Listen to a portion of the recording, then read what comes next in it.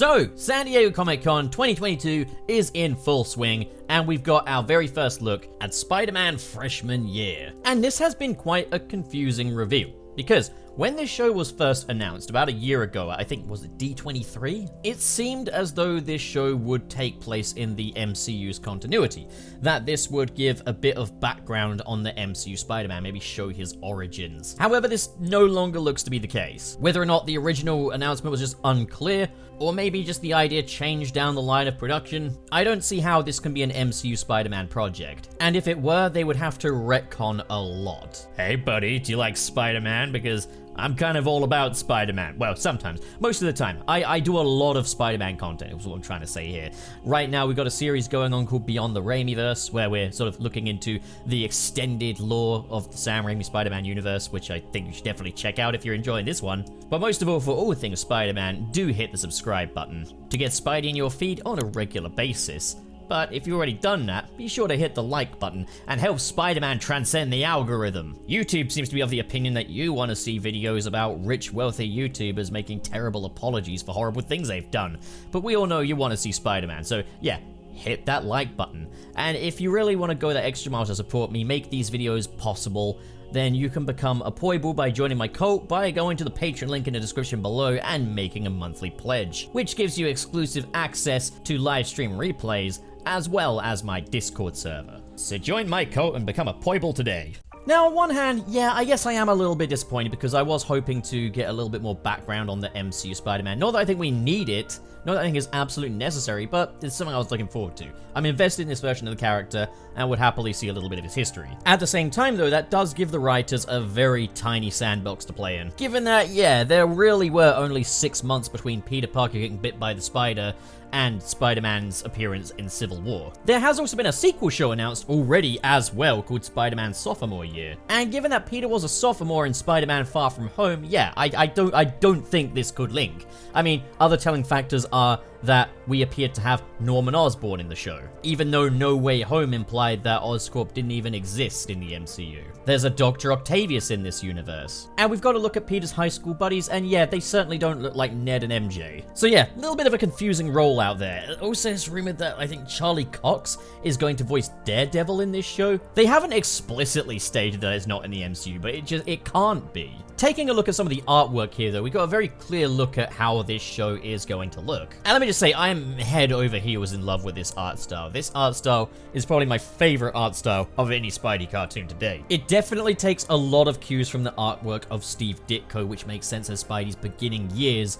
Yeah, that was Ditko's territory. And this does look to be very much a modernized take on Ditko's Spider-Man, with probably the most telling example being the design of Peter Parker, who retains his round glasses, sweater vest kind of look, and that overall sort of color scheme of Peter Parker's outfits in the Ditko era.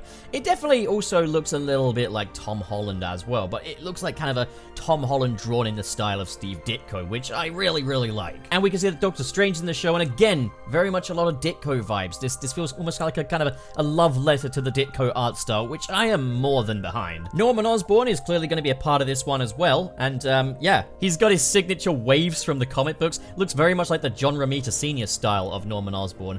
At the same time, he's also had an ethnicity change as well. And looking at the lineup of Peter and his friends, it definitely appears they're going for quite an inclusive take. Highly doubt this takes place in the 1960s, then again, I'm no historian. And it's nice to see a sort of a more inclusive take on the sort of Ditko-era Spider-Man. That I really like. It's a modernization. I do wonder how far they're going to lean into the whole Peter Parker being quite a bitter, lonesome sort of geeky character here, like in the Ditko era, because we do see him like sort of with friends and smiling and stuff. Like, there's definitely more than one way you can kind of portray a sort of a wallflower personality, and I think like the MCU's done quite well with that. So I think they're going to kind of go more into that route for this show. In terms of the villains, it looks like they've been fairly sparing when it comes to like the sort of the signature player, sort of nemesis figure Spider-Man characters. As like the three kind of main ones that stood out to me were Scorpion, Doctor Octopus, and Chameleon. Doctor Octopus doesn't even appear to have his Doc Ock tentacles, but he's a very classic Ditko-looking Doc Ock. And then there's these other characters here that maybe people are going to ask me to hand in my Spider-Man fan card, but I don't necessarily recognize all of these. Again, this can't take place in the MCU because he'd surely recognize Doctor Octopus and like Well, the Scorpion, like he hasn't even become the Scorpion yet in the MCU. We then have a look at his preliminary costume, and I gotta say, the more I look at it, the more I like it. It definitely appears to be like a sort of a sports jersey over those sort of Spidey tracksuit bottoms and stuff going on. Still got the fingerless gloves, which was an odd decision in Spider-Man Homecoming, but hey, I guess that's how they want to do it. The mask looks really nice. Again, you can definitely see hints of who he's going to go on to be, hints of that future design. I think my absolute favorite thing about this design is these pipes that go from his web shooters to his backpack, which is where the web fluid is, and it looks like a can of compressed air as well. I love that kind of detail. I love that sort of making it look practical and realistic, kind of like having almost like lore in the costume itself. That's awesome. I love that kind of stuff. When I first saw it, I was taken aback because like, that's not the homemade suit from the MCU. But now I get it. Like, yeah, it's clearly not meant to be. This is not MCU Spider-Man. I've said it once, I've said it before. Quell any arguments. This cannot be MCU Spider-Man. This doesn't appear to be the only Spider-Man suit he'll be wearing in this show either. So this isn't necessarily like the Spider-Man freshman year suit. He is getting other suits. 5 of them were shown, one of which being his signature classic red and blue suit, which still looks good. Not sure how I feel about the back spider being on the front now, but hey, it still looks really cool. I mean, it's classic Spider-Man, you know, I'm not going to complain about classic Spider-Man. I freaking love classic Spider-Man. We've also got the Future Foundation suit, a very dark suit with web wings, and we got these other sort of gimmick suits, which I've seen in the Amazing Spider-Man 2 video game. We got this one here that looks kind of like a Ninja Turtle. I am hoping that he's not going to have like a new suit for every other situation. I think that's an issue I have with a lot of Disney Spider-Man stuff, is there's just a suit for every different situation, and it just really kind of cheapens the red and blue, or the red and black, whichever, you know, you prefer. Like, yeah, no, I'm hoping that it's not going to be like a one for every day of the week. But who knows? Like, because otherwise it starts to feel like a toy commercial, you know? But again, loving the comic booky vibe going on here. And yeah, just, I like the way this looks. I absolutely cannot fault this art style. And yeah, overall, I would say that this definitely looks to be the most promising Spider-Man cartoon we've had in a very long time. Like, I thought, you know, Marvel Spider-Man 2017 was pretty terrible, and I wasn't fond of Ultimate Spider-Man either. Funny enough, like, it was when Sony were doing the animated shows that they were really at their best with, like, Spectacular Spider-Man. This, you know, looks to be the most promising one since that. It definitely has one of my favorite art styles of the bunch. Like, it really has that comic booky look. I don't know how it's going to look in motion, whether it looks this good when it's actually in motion, but I think, you know, they could execute it in a way that looks a bit more like the modern DC animated universe films, where they've still that sort of pop-arty sort of comic book look, you know? So, yeah, there's not really that much to say here, other than that, like, yeah, this is definitely its own continuity, and the art style definitely evokes sort of Ditko vibes, while clearly being a much more modernized take on that kind of stuff. And yeah, that's all really promising stuff. Again, I hope that the other superheroes appearing, like Doctor Strange and Daredevil, are not too much of a reoccurring thing. Like, maybe not like every episode, but maybe like, you know, they get their own episodes or something. We got this big black creature here, which, you know, at first I thought, is that like ultimate Venom, but he has got like these sort of ant pincers, or mandibles, if you will. So I don't know who that is. Whether it maybe it's a symbiote, I don't know.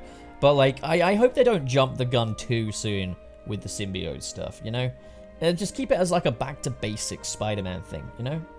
So, yeah. Overall, I'm pretty positive on how this is looking. Even if I was a little taken aback by the fact that it's not, like, gonna be an MCU story. Like, again, it feels like, you know, there's kind of, I guess, a missed opportunity there, but at the same time, it would be a very, very limited sandbox to play in for the writers. And so, like, yeah, I do support this, you know, do your own creative thing with it. And, like, for people wondering what's the point, well, it's just, you know, it's another Spider-Man cartoon. You know, there's always a Spider-Man cartoon around, you know? And we haven't had a good one in such a long time. So I'm embracing this with open arms. I hope for the best. So I can't wait to see this. When's it coming out? 2024. Okay, I'm going back to bed, guys.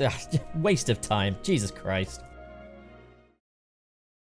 So what do you guys think? If you enjoyed this video and you want to support more like it, be sure to hit that big, beautiful subscribe button. And of course, in the description below are links to different social media feeds, including the Patreon. If you're feeling extra generous, like the following people, who are Marcus Ward, Sirius the Skeptic, Biotinarts, Mr. SP, David 20 Covers, Sergio, Shodin, Legendary Ray Ray, Adam Myers. Thank you guys, you are the best of the best. But as for the rest of you, thank you so much for watching, guys, and have a great day.